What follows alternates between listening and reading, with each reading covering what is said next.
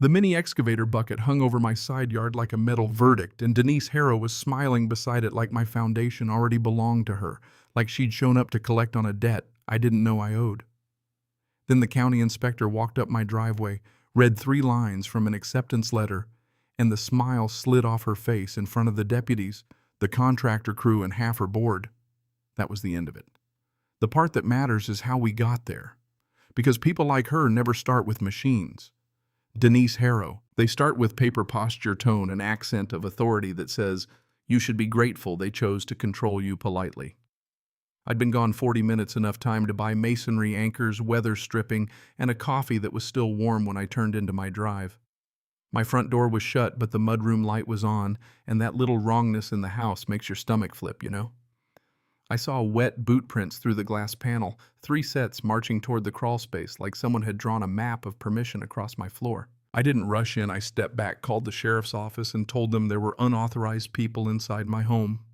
When the deputy cleared the hallway, I followed him and found 2 management company employees and a man with a laser measurer standing near the crawl space access panel, acting like they were already halfway through a job.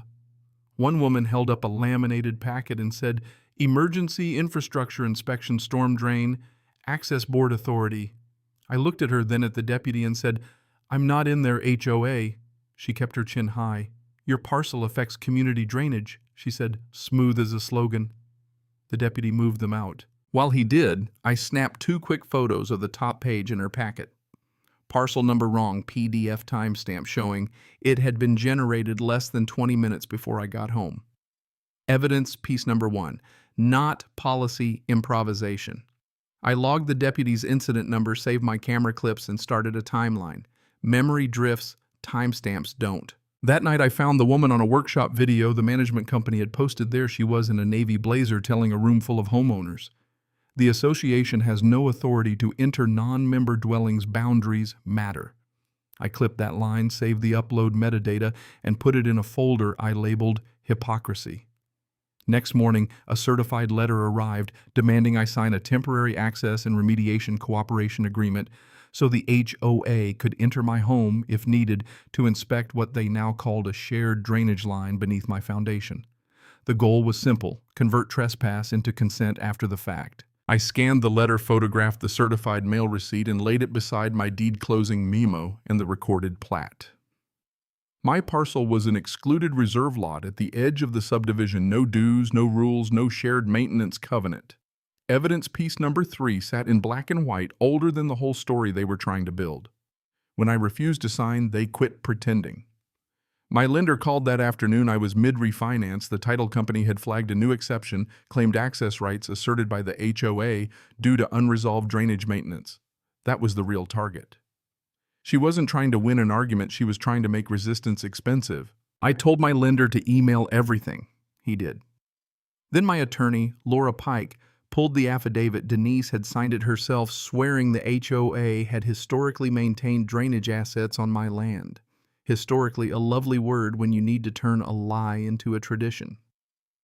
We saved the affidavit, the lender's email, the transmission header. Every swing they took gave me something heavier to hit back with. Laura filed for a temporary restraining order that evening. Not speeches, just preservation restraint, and a demand that the HOA management company and contractors keep every email, map, invoice, and text tied to my property. Laura Pike. 3 days later, of course, she sent workers. That is always the line with people like her. She won't touch your property herself. She will outsource the dirty part, then stand 6 feet away with clean hands and a managerial look. A utility locator truck rolled up first, then a survey crew, then a plumbing contractor with a compact rig for test boring. I stepped outside to the sound of paint hissing across my side yard, fluorescent lines drawing from the curb toward the crawl space, the kind of bright bureaucratic vandalism that makes everything feel suddenly official. 2 workers dropped flags by the foundation while she stood on the walkway holding a rolled engineering plan and directing them with little flicks of her wrist. "Stop," I said. The foreman glanced at her before he answered. "We have an emergency corridor authorization." "No, you have a work order," I said. "Those are different things." She smiled. "You are obstructing critical remediation." I held up my phone. "Then you won't mind if I film the permit number." That changed the temperature. The work order referenced an HOA emergency drain corridor, but the county permit portal showed no permit for my address. I screen recorded the search result on the spot. Then one worker punched a shallow test hole near the foundation. Another started marking route lines to the crawl space. My security cameras caught everything: the flags, the paint, Denise supervising the foreman's work. Order the time. When arrogance is doing the labor for you, evidence stacks fast. Laura moved faster than they expected. Preservation letters went out to the HOA, the management company, the contractor, the surveyor. I filed records requests with the county drainage office and the recorder. Then Laura found a retired project manager from the original build-out.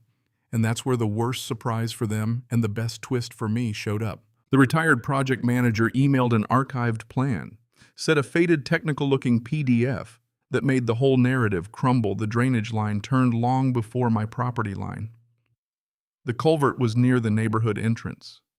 The maintenance handoff explicitly excluded my parcel because no easement through my lot had ever been conveyed. Not under my house, not through my yard, not even close. Suddenly, the motive came into focus. Their retention pond budget was blown. The real fix was expensive, and recasting my lot as an emergency corridor was cheaper than admitting the HOA had mismanaged its own infrastructure for years. The retired project manager's quiet archival email was the twist, an unexpected ally with paper from another era that rewired how everyone saw the present. Denise escalated on paper again because control addicts feel safest in ink. She scheduled a special infrastructure compliance hearing, copied my insurer, suggested I had denied access needed to prevent broader community damage. The mechanism was obvious: isolate me financially and let institutional caution do her bullying for her. But the board packet she circulated included an engineering overlay, and Laura noticed something in the file metadata. The exhibit had been revised the same day it went out. Later, we learned why the parcel layer had been cropped in export to make it look like the drainage route crossed my lot.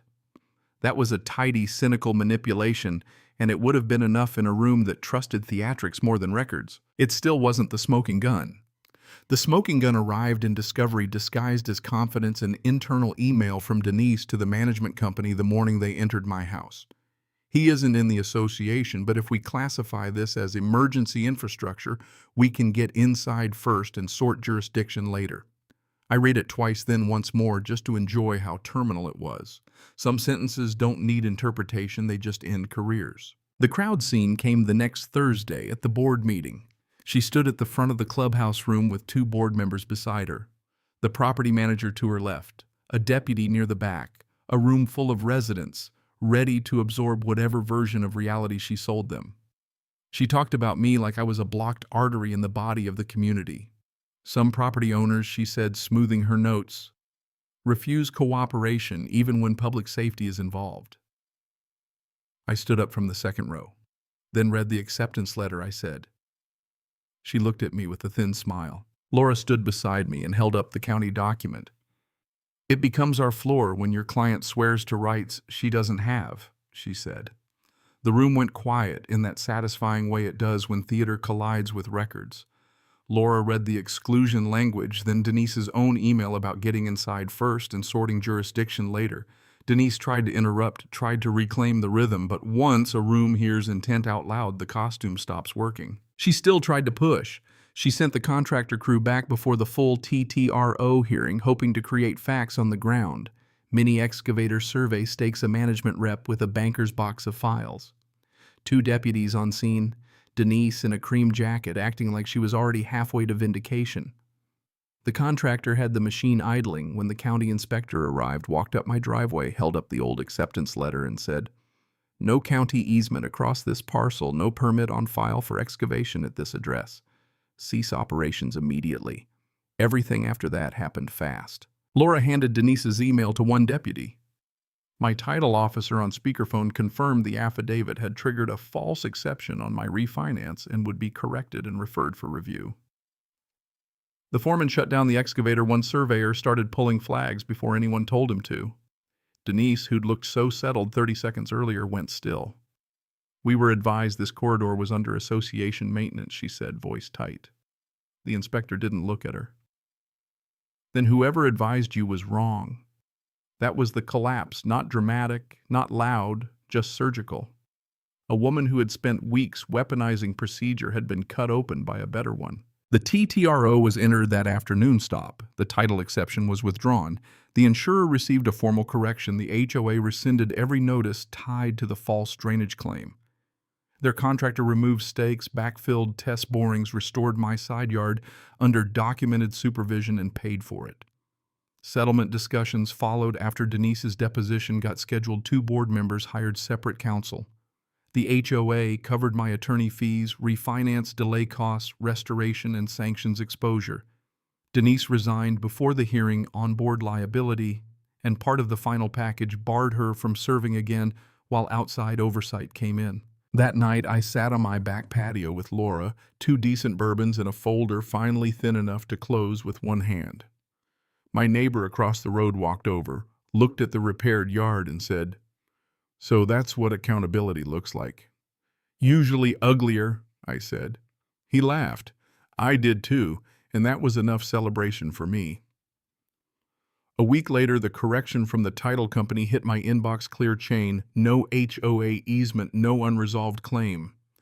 My parcel was back where it had always been, on the record, not in debate on Battle Hoe. The lesson is simple, but it isn't neat. Paper trails bury power trips, and records don't care how loud someone is in a room. The moral didn't arrive as a sermon. It arrived like breath after holding it for too long. Don't let procedure replace justice, and collect your receipts. That realization stung because it meant faith in systems sometimes requires work, preserving metadata, saving emails, getting a retired project manager to dig through an attic of PDFs. The sting, though, turned into a kind of quiet gratitude. The rules we all complain about can also protect you when someone decides to weaponize them. The final scene was small and satisfying. An inspector holding an old acceptance letter like a lamp that suddenly lit the whole lie. A machine lowering its arm. A woman folding her jacket and stepping away from the yard she'd tried to take. Legal costs assigned a title. Corrected. Justice in my case didn't look like a cheering mob or a movie montage. It looked like a recorded timestamp, a retired engineer's scanned plan, and a court order that said stop. It was precise, it was complete, and it tasted like the 2 bourbons I finally let myself finish. So what do you think when procedure is weaponized? Whose side should the system be, on the loudest microphone or the quiet paperwork? Drop your opinion below. Tell me if you've ever had to fight for what a piece of paper already said. And if nothing else, save your timestamps. You might be glad you did.